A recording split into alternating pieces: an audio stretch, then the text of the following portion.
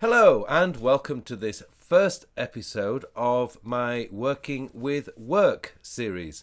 What I want to do in these little episodes is just talk to you about some of the issues that us productivity people and organized people come face to face with on a daily basis. And these things are just all the things that get thrown at us throughout the day, throughout the week, and can cause a lot of disruption in our organized and productive lives. So, what I want to do today in this first episode is talk to you about the ability to say no. Now, one of the problems that we all face is it's actually, as human beings, as caring human beings, it's very hard for us to actually say no to a lot of the requests that come our way. But if you really, truly want to be productive, and if you truly want to be able to get on with the things that are really important to you, then you're going to have to learn how to say no. Now, there's several ways you can do this.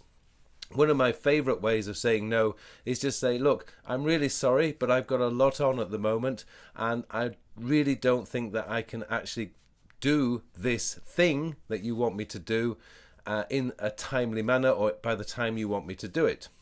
Now, there is another problem, by the way, of constantly saying yes, and that is if you are always saying yes to people, it very quickly becomes natural for them to always ask you for help.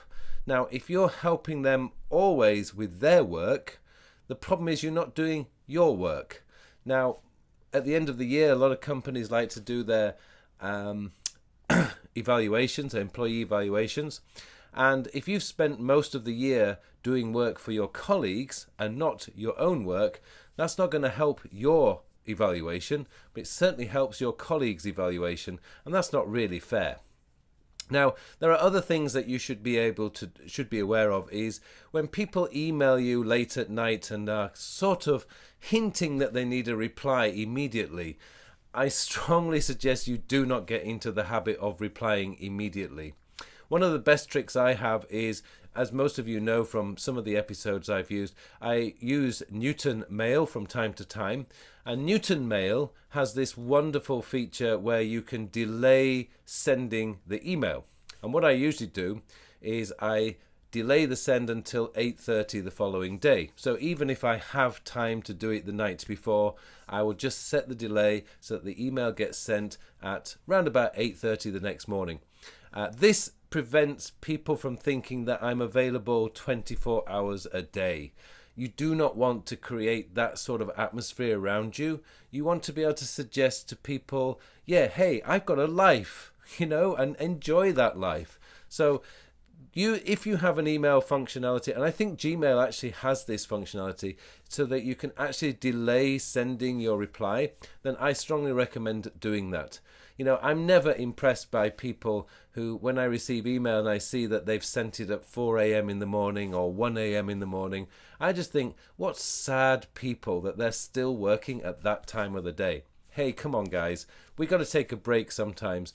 Don't get into the habit of thinking that replying at 1 a.m. in the morning or 4 or 5 a.m. in the morning looks good. It doesn't. It looks very sad. So really what I'm trying to tell you guys today is I know it's very difficult to say no, particularly to your colleagues, and even more difficult to say no to your boss. But you're not saying no directly. It's not like, hey, can you help me with this? No, it's not like that. What we're saying is, all you need to do is be able to say, look, I'm really sorry. I'm very busy at the moment. I don't think I'm going to be able to do this for you. And one final tip that I like using is if I get asked via email or message like, Carl, please, can you review this file for us? I always say, yeah, no problem at all. I should be able to get it done by Friday. Now, at the time of recording this, it's Tuesday afternoon, so that's 3 days later. If that is too late for them, they usually go off and find somebody else. Now, it's always your call, okay? You can decide whether you want to say yes or no, and it really does depend on how much work you've got on. But please, don't become a slave to other people's urgent matters, because remember, they are their urgent matters, not necessarily your urgent matters. It's always your call. You are allowed to say no from time to time, but of course, be polite about it, apologize, say you're very busy, or just say that, hey, this is not my thing, I'm not particularly very good at this. Okay, that's a little bit of my rant today. It just came up because of a client of mine last week was really upset by a co-worker who dumped some work on him at 6 o'clock in the evening.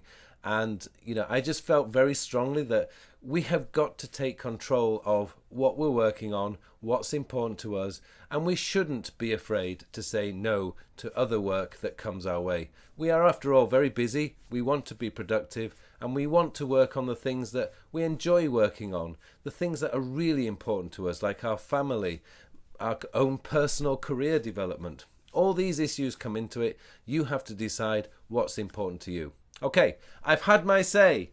This is the first one of my Working with Work series.